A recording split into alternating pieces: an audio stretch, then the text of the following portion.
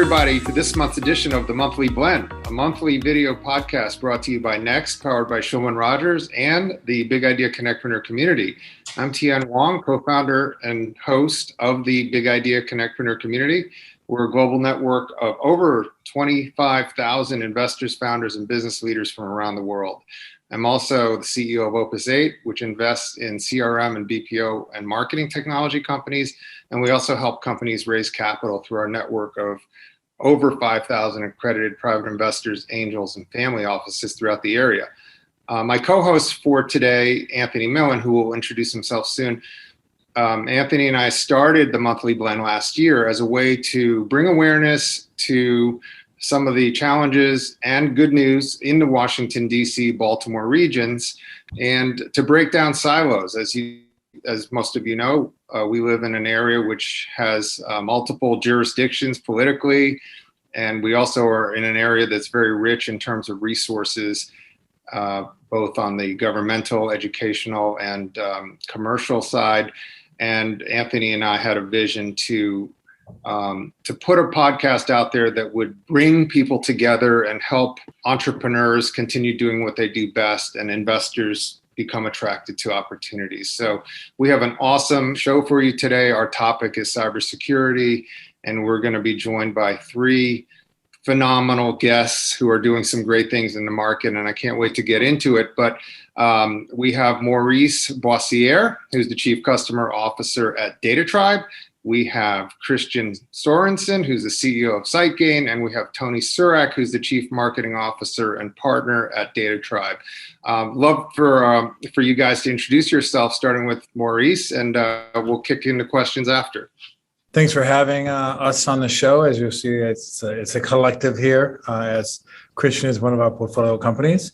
My background, which is very similar to everyone at DataTribe, is we are basically startup operators turned investor.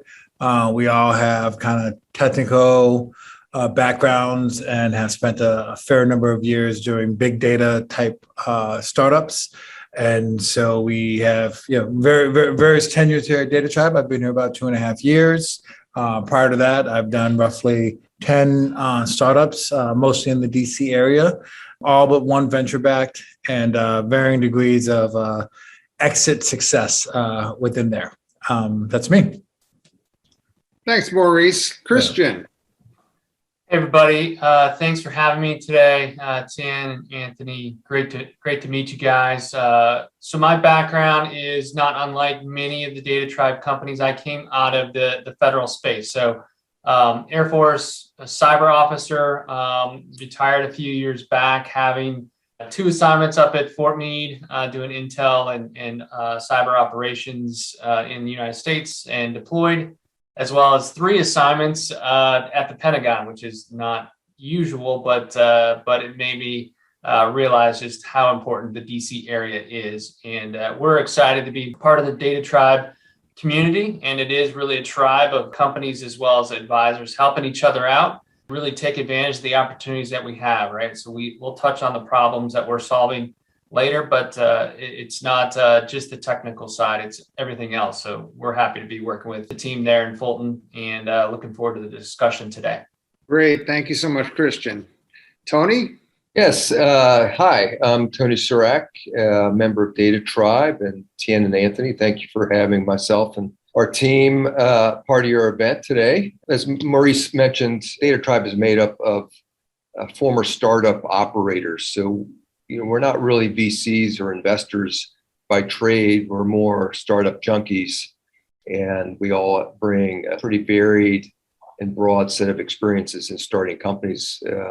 Myself, I've been involved in a number of startups, a couple wins, a lot of lessons, and most of my life has been in the sales and marketing type roles. So everything to do with facing the client. How do you get that first sale? How do you build a scalable sales and marketing organization? How do you keep customers? How do you grow the revenue? And oftentimes, we see a lot of early stage entrepreneurs coming in with cool technology, and, the shiny silver ball. But then the big question is, so what? How are you going to get any value from that, and how's an enterprise going to give you money? So that's kind of where my background is, and part of the DataTribe team. Well, that's great, Tony. Thank you for that. Let me start with you. You talk about you guys are startup junkies. I love that term. You don't see investment firms or accelerators loaded with lots of startup guys. But what exactly is a cyber foundry, and sort of what is the vision of DataTribe? Like, why are you here? What are you trying to do? Sure. So I'll start with the first question. What is a cyber foundry? And there's a model that people are familiar with, incubators and accelerators. In California, a model called a studio has gained a lot of traction. We view a foundry as taking basic raw materials, blending them together, applying a lot of heat and energy to it, and creating something of greater value. And DataTribe is really founded and created with that vision that we bring capital, talent, and access together to create what we believe are unique cyber security and broader data science type startups. The second part of your question is, what was the vision of the founders, and what are we making here as DataTribe? So DataTribe was started about 5 years ago by two gentlemen, Mike Janke and Bob Ackerman. Bob is a multi-decade venture capitalist based in the Bay Area who's been exclusively focused on cybersecurity. And Mike Janke is a entrepreneur and former SEAL Team 6 member who together, Mike and Bob recognize that there's a lot of opportunities in cyber. The Mid-Atlantic is very deep with expertise and probably has the largest concentration of cyber experts in the country. And Bob was seeing it was getting harder and harder to get these people to move to California to join cyber startups. It's too expensive.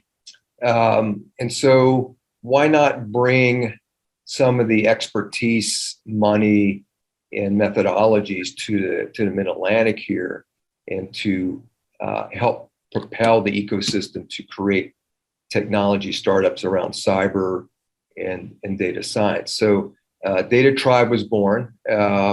We have multiple funds in our foundry. This is capital raised from high net worth individuals, cybersecurity executives, founders of companies that folks have known, name brands, but also strategic investors, companies like Allianz Insurance, Deloitte, to name a couple. And that's the capital that funds DataTribe, the company. We're not an investment arm, we are a company. And that company hires folks like Maurice and myself, and we have 5 other colleagues who are full-time employees at DataTribe. But we source and evaluate new opportunities. Once we decide to invest, we write a pretty big seed check. And then we lean in with full-time help and a playbook with the entrepreneurs to get the traction and milestones needed to raise a great Series A round. And we try to do that in 18 months or less. And hopefully, we bring our experiences as startup operators to help the entrepreneurs avoid some of the mistakes we've all made, help them think through various issues, but also then bring them access to potential customers through our CISO network, through our Brain Trust, give them access to a vetted list of other partners. They can help both from legal and accounting and also digital marketing. It's a pretty deep list, really removing a lot of the issues that as a founder, you spend a lot of time worrying about office space. What accounting firm do I use? And do I need a lawyer? Where do I get insurance? Why do I need insurance? All this stuff that you spin your wheels on, we put you through a quick 1 or 2 week program. That's all stuff is done. And now you focus on the key stuff like product market fit, solving problems, getting traction, customers. So I think it's a brilliant model. I mean, it really is. And it's, I know it's more popular out in California than it is here on the East Coast, but certainly I'm glad to see these types of services being brought to really help a company like SiteGain, for example, sort of develop and take a lot of the headaches away. Maurice, with respect to the investment side, you guys invested in SiteGain. You're incubating or helping them propel them to the next level. What do you normally look for when you see an entrepreneur or a business idea? And I do want you to address diversity issues as well, if you don't mind. But what do you look for with entrepreneurs that you guys want to quote unquote back? And how did Christian fit into the whole equation? Well, one of the things we look for is sort of unique and really compelling talent. So at the early stages of a company, the idea, the vision is important, but execution, it's all about execution. And that execution comes from, great talent. What, as Tony said, this region is sort of steeped with talent across the board.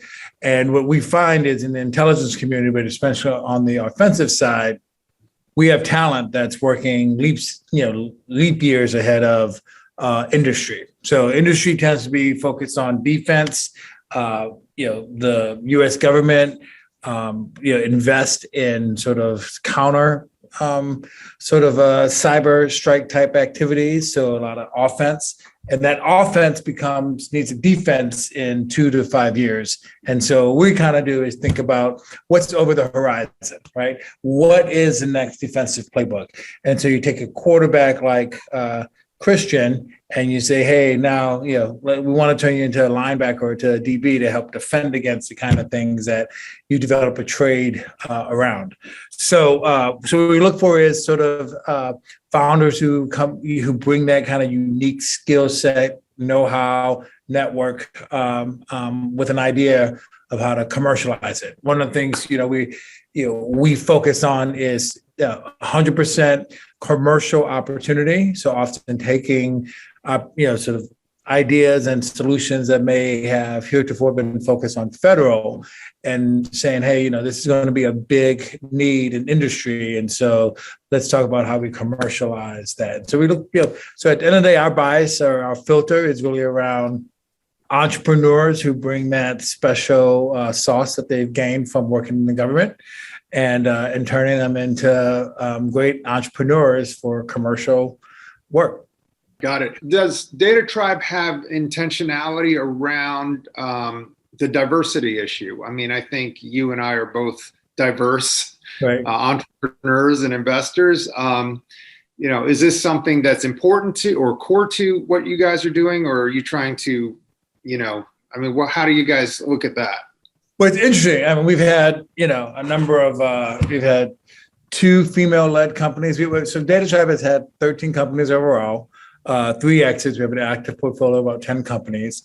Across that 13, we've had 2 female-led CEOs who are sort of driving their companies. And really, it's not really with intentionality that we say, we have to have an African American and we have to have a female. It's really that, in cybersecurity, all tech industries lack diversity, no matter how you want to, however you want to cut or dice it. But within cyber, you do find a number of people coming out of the military, especially the military, and therefore you get a little bit more of a diverse pool of folks relative to other industries. And so we find that we've had Ellison Ann as an example. She leads in Vail. She was at we call the Fort, but she is a double math PhD who really understood encryption and cryptography, and she created the world's first sort of implementable solution around something called homomorphic encryption, which is basically encrypting data while you use it, not just at rest or in transit, but basically now people can use data without having to decrypt it, which opens up all kinds of opportunities for regulated industries that heretofore could not really do certain types of analysis because of PII restrictions. But hey, we happened to find a phenomenal CEO who also happened to be a woman. Yeah, no, that would turn out great. And I'm going to turn it over to Anthony Millen, my co-host, who will have the next set of questions. Anthony? Great, thanks, TN. And that was really interesting to learn that much about each of the different businesses, about DataTribe and SiteGain as a company level. What we're going to do now is we're going to kind of turn our attention to focusing on the sector in this region. And what I'd like to do first is look at the way the industry, its current landscape. So what does the current landscape look like today in the region for cyber? And then after that, we'll turn to kind of the future. But Maurice, if you could kind of start off and just set for our audience the kind of the current landscape of cyber in this region. Right. I think that the current landscape for cyber in this region is very rich and robust. We're probably on second, maybe third generation cyber companies. If you think about, if you got the Tenables and the Sonotypes and the Sourcefires who have gone through that acquisition process and as a result, produce the alumni who then can go on and create the next generation of companies. So in addition to the sort of the intelligence community producing very unique perspectives and trade crafts and talent, you also have a fairly robust or at least proven commercial sector here, and you kind of bring those two together, and it creates the perfect combination of sector, perfect combination with across relative to other sectors. So I think it's rich and robust, and there are pockets of it, like where we are. We're based in the Maple Lawn neighborhood and here in Fulton, Maryland, where there are multiple cybersecurity companies on Maple Lawn Boulevard. So you just see that concentration, and that kind of concentration creates network effect. And that network effect is what you need to kind of help really early stage companies kind of get the escape velocity to kind of go to the next level. Are you seeing, and maybe Tony, you can tackle this one, are there regional within this DC metro region between Virginia and DC and Maryland, are there different pockets that are building, or differences or nuances between the different areas, or is it more generally the same across all three subsections of the DC metro region? No, that's an interesting question. I was born in DC. I grew up here. I've lived all around the Beltway. So, and I would say, decades ago, Maryland was predominantly from the cyber perspective. You have the Fort and Hopkins, and you had a pretty strong biotech world in Montgomery County. Virginia was more the purview of system integrators, consultants, some of the bigger name brand companies, think tanks, and then DC itself, more think tanks and the traditional Beltway bandits, system integrator types who are providing more services. What is very different now, and very much in line with what Maurice mentioned, is you're seeing more product companies. And you're seeing more product companies. They're focused on the commercial customer base, and it's something that DataTribe focus on. We're not looking to create services companies selling back to the government. We're looking to find software and product-oriented companies selling to the Global 2000, and I think that's going to continue to grow here in the DC metro area. You're going to have more companies become successful. You'll have some of the money recirculate back into new startups.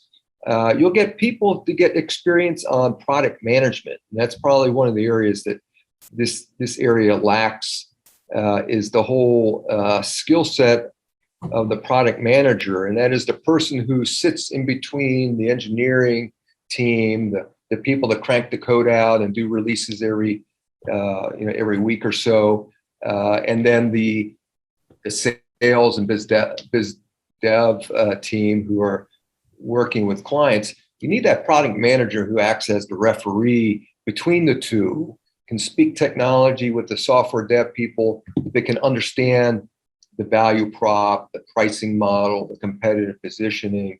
And as more product companies grow here in the DC metro area, you'll get more and more of these folks available to further, expand new companies. So I see that trend happening and continuing to grow.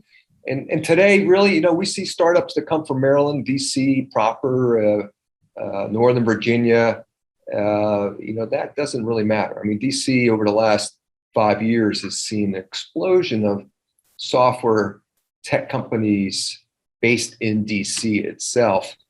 My last company where I was CEO, we were based in DuPont Circle. We had 35 people, and 95% of the people walked to work, and everybody else commuted. So it's a very different technology scene now here than it was 5, 10, 20 years ago, or certainly when the internet and companies like Metro Fiber, UUNet, and AOL was going on, MCI in the 90s. It's a very different scene now. Yeah.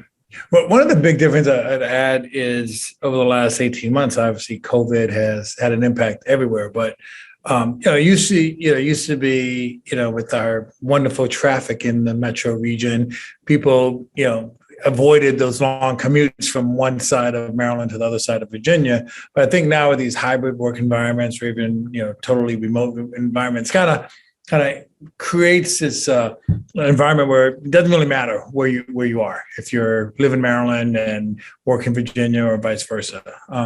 So I think COVID has also kind of, reduced some of those barriers that, some people in this area, have gone through those hour commutes from Annapolis to Reston kind of thing. In terms of COVID, which kind of leads me to the next question. So those are some positive impacts that have come in out of COVID. From the entrepreneur side, from the company side, two things, Christian, I'd like to follow up with you on. The first is, from your perspective, the impacts of COVID and what you've seen on the company side, and then also just playing next step on one of the things Tony brought up, which was product managers and that being kind of one of the challenges in the area where it would be great if there was growth in that area. What are some of the other things from the company side that you see as challenges to growing a business, to growing the company in this area that you would like to see kind of change and progress over time? Yeah. So on the first for COVID, for us, it's been maybe a net positive, right? So there's pluses and minuses, but certainly we've been able to focus more on development, right, as opposed to sitting in the airports. And with that, we can, have more meetings with customers. Now, the analysis I don't have is whether more meetings actually leads to more business or not, but it's easier to meet with people. You don't have to sit in the car and all that kind of stuff and really focus at the task at hand. That also impacts hiring, right? So we can have people join the team from a multitude of different places and then collaborate virtually. And that's been a positive as well. But we still want to get people back together. And then I think to your second question, the thing that we've seen as kind of maybe the biggest challenge is just product management, as you guys talked about, was a big thing. And we got that right from the get-go to try to find the right leaders there and plug that in, and then really sales and marketing. That's the three that have to be working well, right? Sales comes first to kind of get that product market fit, and then marketing afterwards. Because there's on the marketing side, there's a lot happening in terms of what's effective, where to spend money, how to get, this noisy marketplace, how to make that work. And frankly, is it even something that a company at our stage should worry about or not, right? Like those are the trade-offs that you have to have. And that comes from experience, and that comes from advice to make your way through that and build that out. So those would be the two that I would focus on is, sales, that's not something we learn in the military, and then marketing, because it's really dynamic and changing every day. Thank you. For the last question that I'd like to, and this one I'd like each of you to address, is kind of forward-looking. So what I'd like to understand from each of you is where you would like to see the industry and the industry in this particular region in the next 3 to 5 years, and some of the 1 or 2 important steps that you see we can take today or in the near future to drive us towards where your vision would like to see the industry going. And maybe Tony, we'll start with you. I think we're going to continue with the trend of new companies being born here. Cyber is one of those sectors that I don't think all the problems will be solved, and then the world's investment moves over to the next big thing. Cyber is a problem that's here to stay, and the adversaries, be they criminal entities, nation states, or just kids out joyriding, they're going to be here for the foreseeable future, and then the need to create techniques and offerings to protect businesses will continue. I think one of the things we're seeing more is awareness in the middle market and the SMB sectors for the need for cyber protection. I think you'll see more requirements and needs being recognized by those smaller companies for compliance solutions.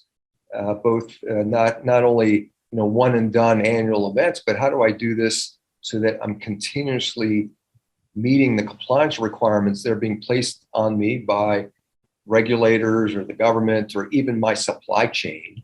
One of the problems that companies have that, hey, I may be only a $20 million a year business here in Frederick, Maryland, but I do business with the Fortune 500, and they now have regulations coming down saying, well, your supply chain has to meet cyber hygiene, has to meet a baseline of compliance regulations. Well, what's a $20 million company going to do? They may not even have a dedicated cyber person. They have their IT team that deals with, keeping their laptops working and mobile phones and emails up and running. Now you're adding this layer of complexity. So I see a lot of opportunity in the coming years for companies who address that pain point.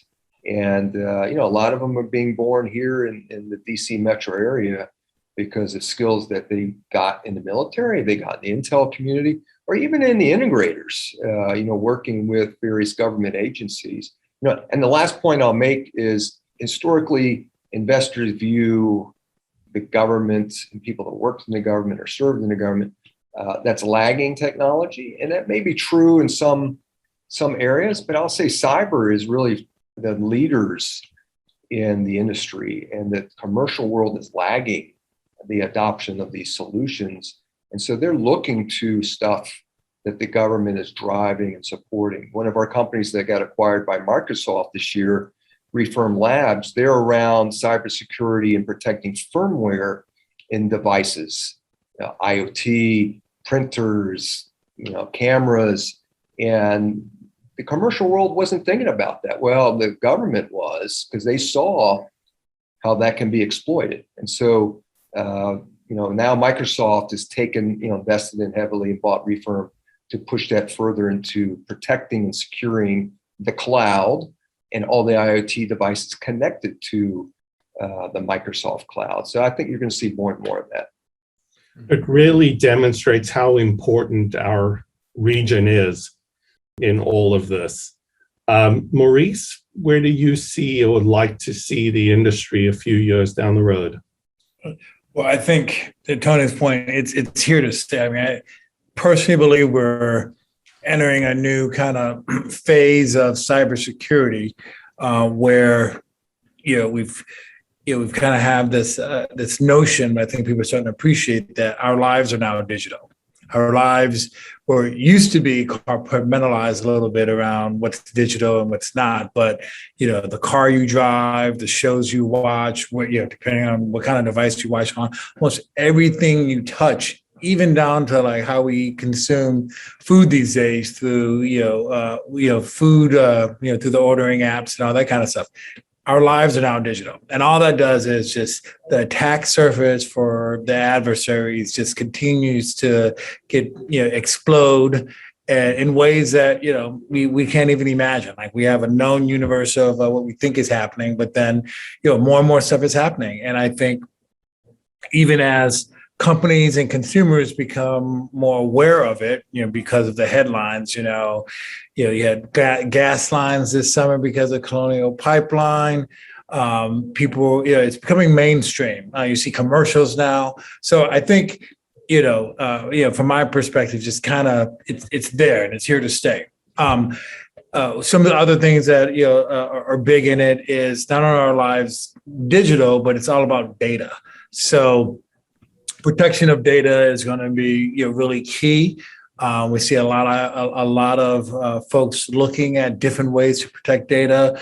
Blockchain is often used as part of that sort of solution. So protection of data, and then the other one is you take digital, you take data. Well, now you have this new thing called AI and machine learning, and believe it or not, that introduces a whole nother kind of vector around people being able to manipulate or pollute the data that goes into the machine learning and manipulate the machine learning outcomes. So can you trick a car driving down the street that normally sees a stop sign into thinking something different about that stop sign? So over the next years or so, I just hope that we can kind of contain the attack surface, or in some form or fashion, so that the adversaries just have to work extra hard. I don't know that they'll ever go away, but just making them so they have to work extra hard, or at least go to the house next door, which hopefully is another country away, would be nice. That definitely drives the need for what you're all working on for as far out as we can see.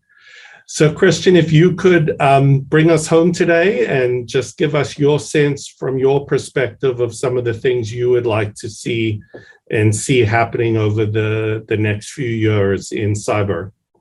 Yeah, so completely agree with everything Tony and Marie said, but one angle I would take is that race to hack and defense is going to continue to happen, right? So in particular for the DC area, it's that government aspect where there really needs to be a partnership. My hope is that race is going to continue on AI, zero trust, big data, and whatever else happens that we can't think of yet, that the government regulations will be dynamic and able to be focused on how do we make those catch up, right? So there were some executive orders that came out this year that I think are probably a good start, but also something that costs companies money. So there's going to be innovation around those regulations, but also we have to hopefully divest and take a step above that to say, all right, let's figure out what's working, right? Is AI working? Yes or no? Is quantum going to be a big deal? Yes or no? But whenever it is and whatever it does, the government has to lead where it should and help be an accelerant where it can't, right? There's been some good ways that the government helps, and we've been beneficiaries of that too, to help speed up that innovation and bring those innovations to the marketplace. So that's my hope, is the government leads well to adopt smart regulations, divest old regulations that aren't required, but then also continue to fund innovation from their perspective that's really going to be advantageous for the country. Great. Totally agree. Well, thank you, Tony and Maurice and Christian, for sharing both your time, your insight, and your experience with Tien and I and our audience today. We appreciate all that you're doing to help lead and drive forward a market segment that is so important to the country, to this region, and really is one of those areas that we really lead and driving things forward across the whole country from right here in the DC metro region. So thank you so much for your time. Likewise. Pleasure. Thanks for having us.